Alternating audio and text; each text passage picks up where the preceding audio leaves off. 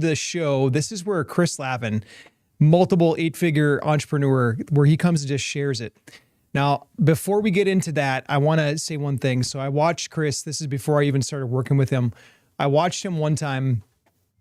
Keep in mind, this is a man that like business is kind of like flowing through his blood. And so God's blessed him in that aspect. But I watched the other side of him. One day he went and he heard one of his friends had passed and left a widow behind. And he literally went and paid off that widow's mortgage. Now, he's never said that publicly. He probably never ever would, and I might get in trouble for saying it later. But I remember when I listened to that day, I remember what went through my mind. I'm like, wow, I'd really like a man like this to be in my corner. Could you imagine that? How many times in life have you even heard of that before? That's who you're about to go on this journey with. So if Mindset Monday is new to you, buckle up. I'm going to let Bruce Buffer do the proper intro, but buckle up and just really let this message sink in today.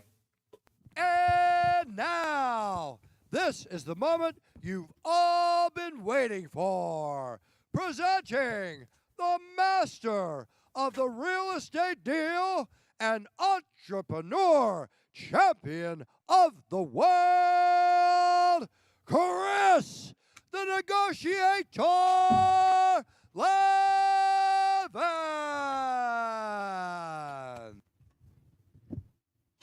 Wow, I love that intro.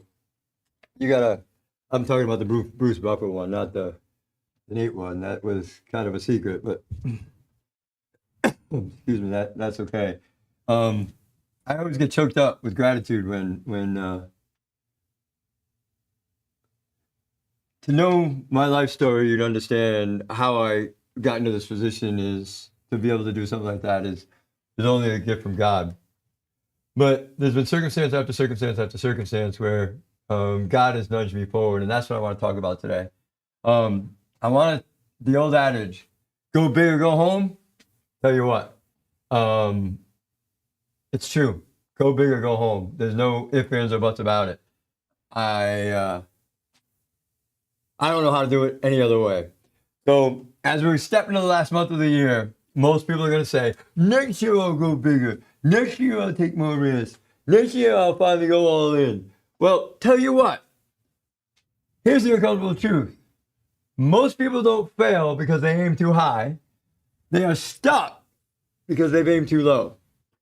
Let me share with you my story, my journey, a little bit of my journey. I was involved in a mentorship program, a masterclass, or however you want to say it. And I remember, it's so funny. Let me tell you, I'm going to go into a little bit of depth on this story. So I said, first deal I'm going to do is $15 million. Everyone's like, yeah, you're crazy. You're nuts. It's never going to happen. Excuse me. Never going to happen, blah, blah, blah, blah, blah, blah, blah. And then I later found out, and I also said, I'm not going to use any of my resources to do it. And I later found out that one of the people that was involved in that masterclass said, oh, that guy's full of it. He doesn't have any resources. He doesn't have any money. That's why he's saying these things. Well, I'm here to tell you my first transaction, $15 million. Just like I said it was going to be. You know why? Because I aim high. Now, if I had fallen short and ended up at $10 million, I would have been much further ahead than most people who are looking at doing a $1 million deal. Right? That's the reality of life. If you aim high and you fall a little short, you still do well. Excuse me, I got a tickle in my throat. So,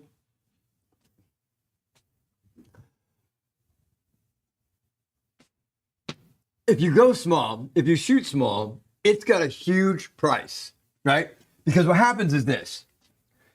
If you shoot small and you make the deal happen, you're like, I could have done so much better. So you pay and regret. When you shoot small, you pay and missed opportunities. This great deal came down the path, but because it was $15 million, you were scared of it and you ran. You pay knowing that you were capable of more and did less. That, man, why didn't I? Why couldn't I? I should have. We all live this, including me. There was a time in my life where I didn't have the confidence in myself to go big.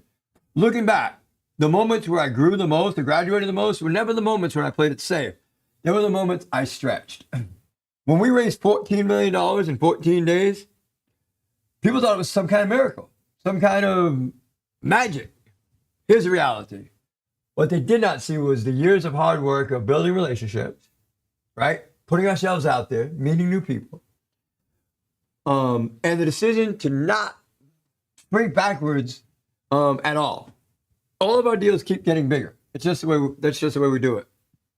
So we chose not to play small.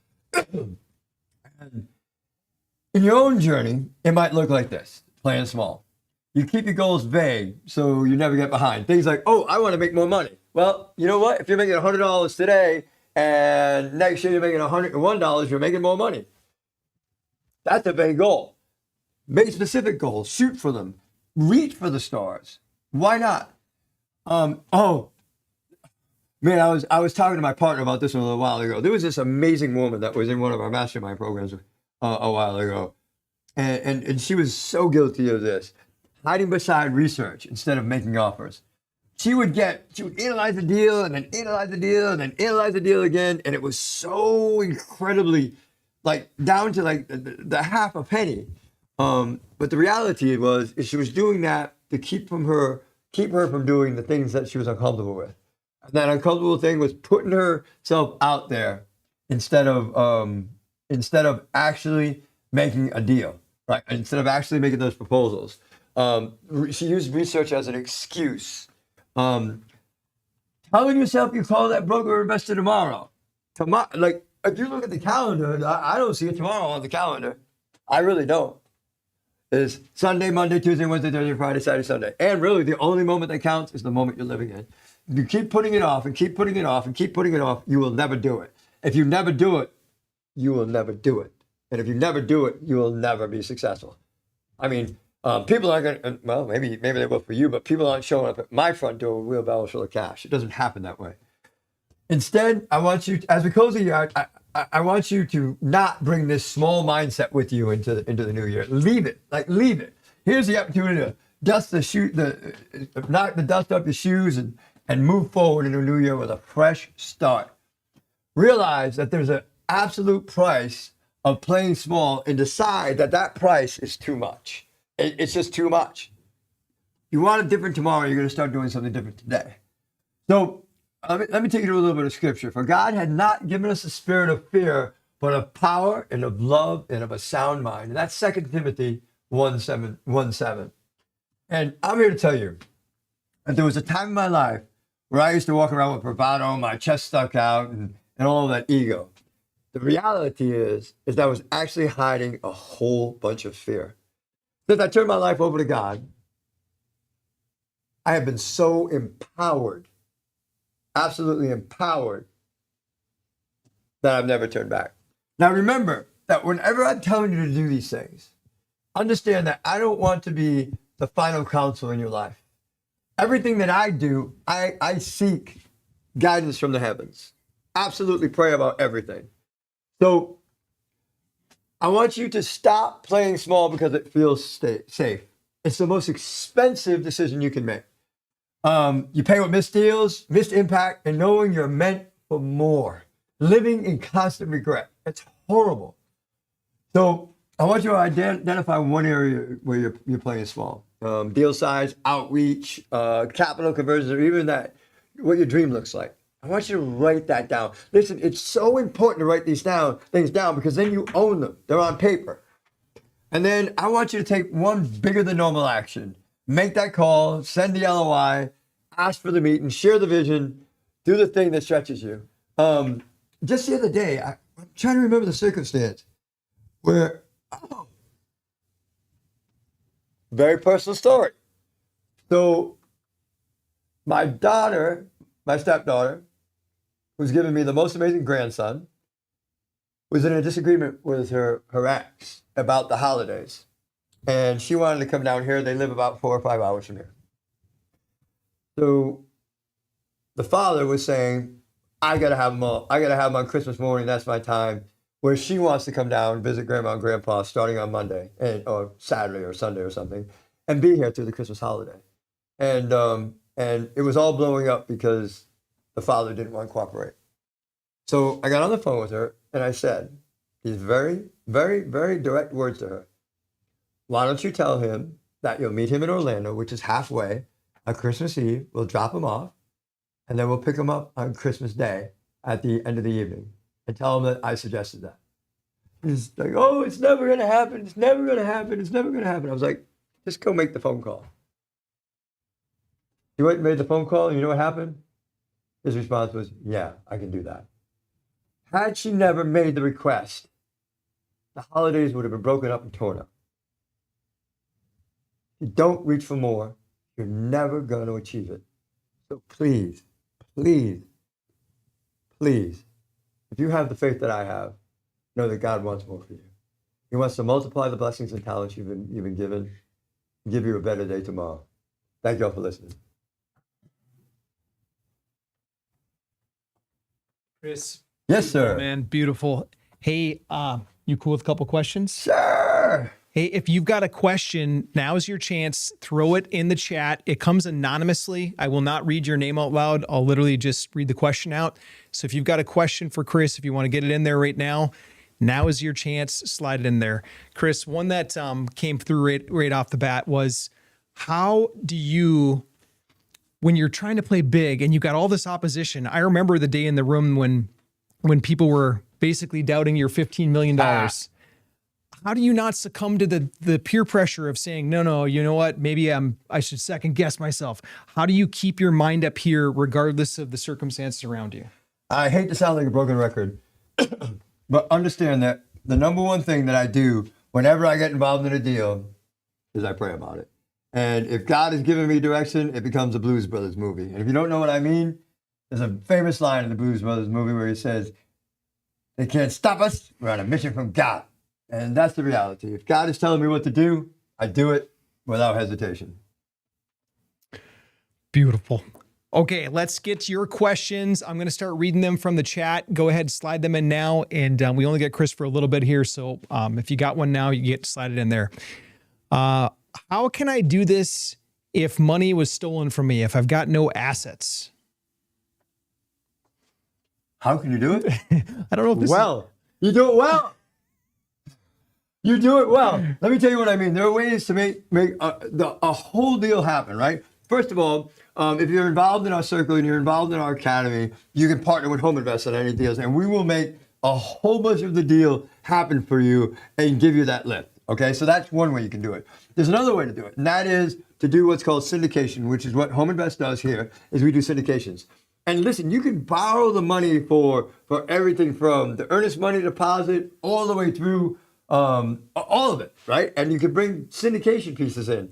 And what that means is put a bunch of investors together to make the deal happen. There's all kinds of ways to do. I did it. I'm sure you can. Believe me.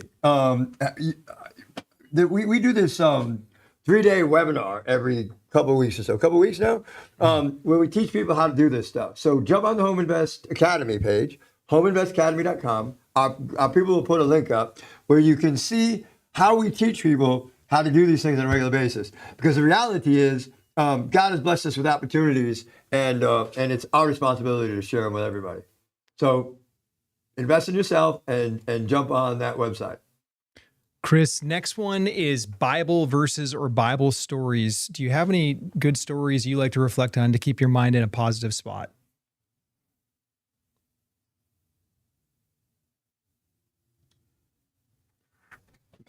I'm drawing a blank right now. I can only paraphrase it. God so loved the world, he gave his only son.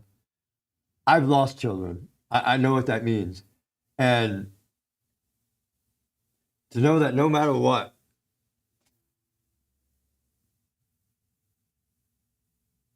God loves me so deeply that he did that, and he's directing my life, and he wants it, nothing's going to stop it. So I always seek godly counsel in everything that I do. And I get overwhelmed with emotion because it's just absolute gratitude. If you knew the whole story of my life and where I came from and how God has lifted me from living hell on earth to a place of peace and of joy and of usefulness, you would understand my emotions. God so loved the world that he gave his only begotten son.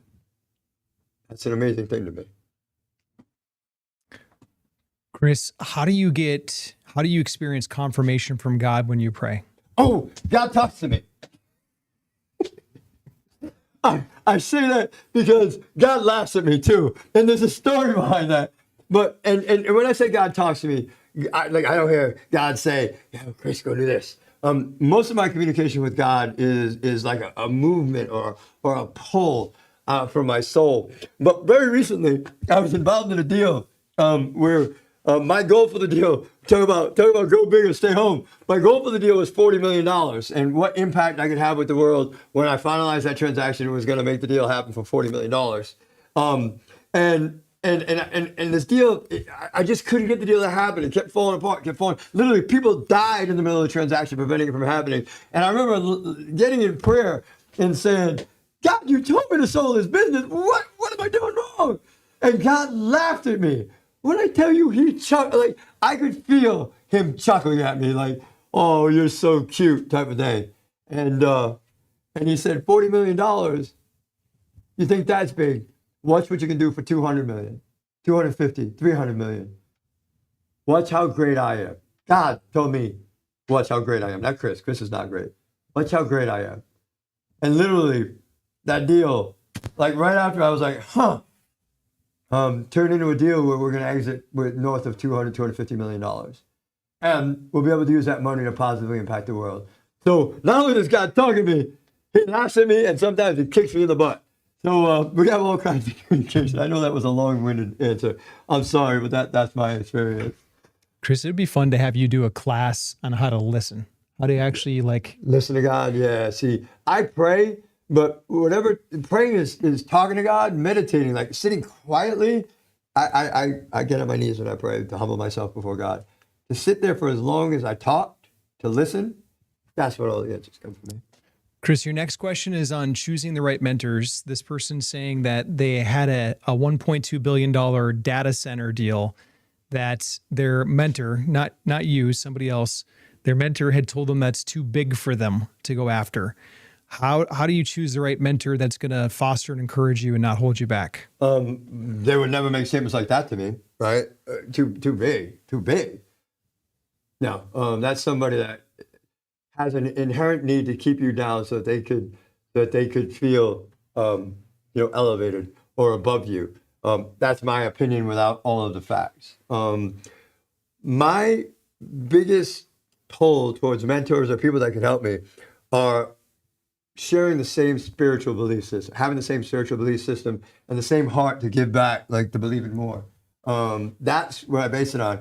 I feel like that if somebody really truly has the same spirituals basis or same spiritual beliefs that I have, their nature is to be more encouraging and more nurturing and more helpful, because I get more joy from other people's successes than I do from any of my own success. There's even a Jewish word for that, a Yiddish word, and it's called kvel. It's when your heart swells as a result of somebody else doing well. Chris, next one is, if I join today, can I come to the December live event, or do I have to wait until January? Isn't it a live event in like 2 days? 2 days. Sure. If you can make that happen, we'll make it happen. We're all in.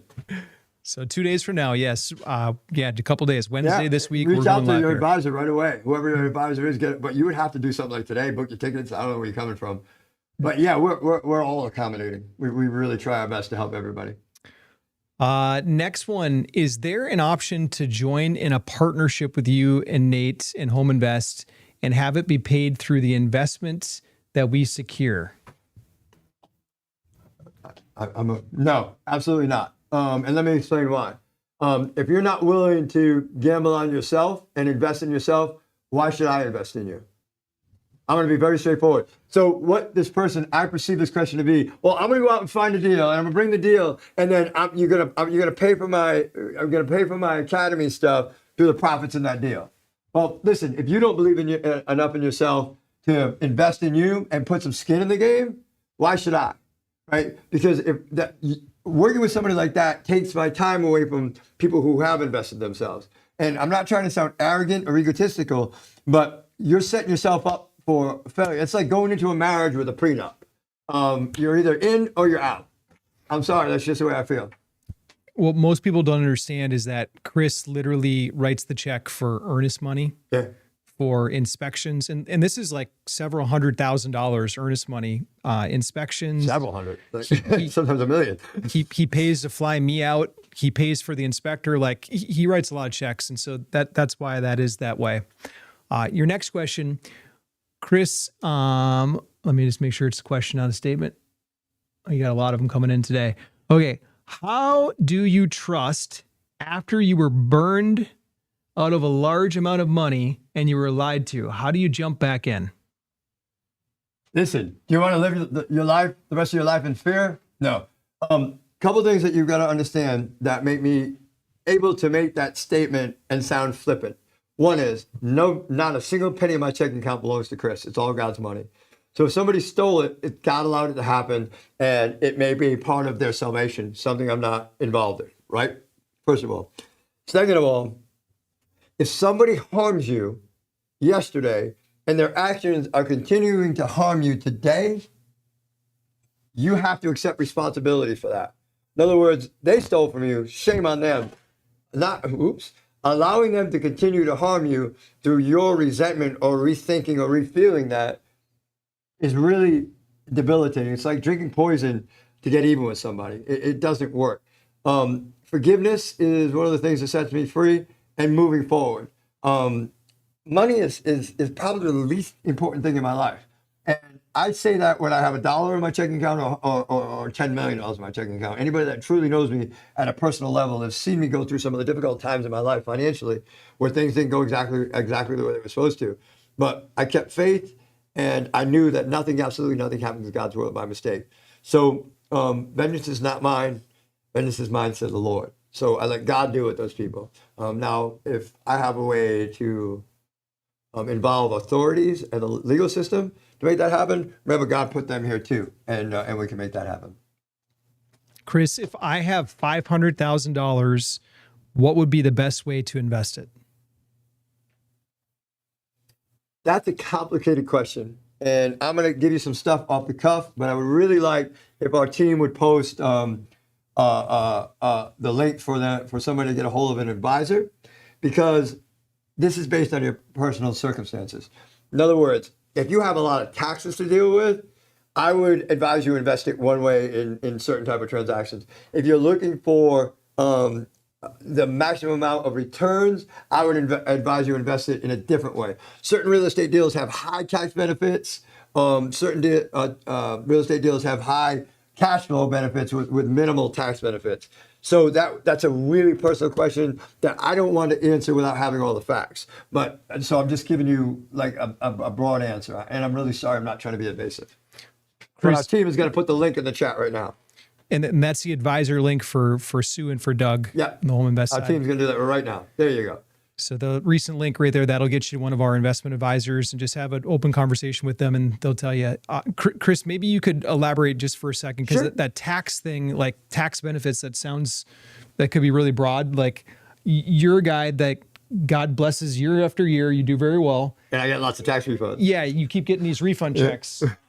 I have one right here. Yeah. How does this work? Because maybe that would help steer this person. So let's bring this in a little bit. Can you see that? Probably not. Oh, there you go. It's auto focusing. That was 53,000. This one, can you see that? It's for 43,000. I don't know why the camera's not focusing. There you go. That was 46,000. So in these deals, they were very tax focused. So wealth is not about wealth. Part of wealth is earning a lot of money. The second part of wealth is keeping a lot of money. And the way you do that is by utilizing multifamily real estate to drive down your tax burden so that you get to get these checks back and reinvest them and make more money to do more things.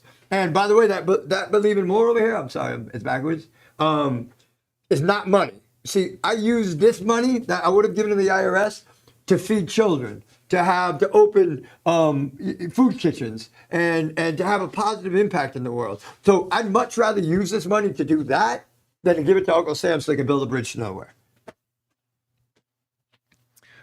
Chris, I'm gonna respect your time. So one more question I'm gonna read to you, and then we'll let you sign off from here. So I'm ready to start. I work diligently. I'll do as directed. What realistic time frame would it be realistic for me to do a deal within a month? The answer to that question, again, is I'm going to be vague. My first deal took me, I think, 7 months, right? But I had a whole bunch of education to do on the front end. I own another business that I was working 16 hours a day at the time, and that was what distracted me. Had I had more time, I probably would have got the deal done in less time. Finding a deal and getting the deal lined up in 1 month, very possible. But understand, it takes like 2 to 3 months to close a deal once you have everything lined up. So there's no way to close on a deal in 1 month, but you could surely find one and start the process. No doubt in my mind. Yeah, Chris has some folks that he's helped a ton. I'm thinking about Bruce. I'm thinking about Sam, who literally like first 30 days they're getting deal after deal. One guy put out 56 LOIs in the past 7 days. If you work like that, you'll get a deal fast. Yeah, nailed it. Chris, thank you for taking this time to do Thank you, this. brother. Cool. Hey, if you guys enjoyed this, make sure you subscribe if you're following on social media somewhere. And then if you're live on Zoom with Chris right now, just be back for the next one. And remember, he's got Opportunity Zone tomorrow too. Tomorrow at 3 o'clock, every Tuesday, every Monday, we'll be here. And listen, I want to thank everybody for showing up because God's blessed me with this talent and experience. And if I didn't have you to share it with, I would not be multiplying the talents God has blessed me with. So thank you so very much. And remember this, God wants you to live. He doesn't want you to survive. I believe it's God's will for us to be happy, joyous, and free. And if I can make that happen, if God can make that happen for me, then He surely do it for you because He doesn't love me any more than He loves you. And He doesn't love you any more than He loves me. God bless you all. Thank you.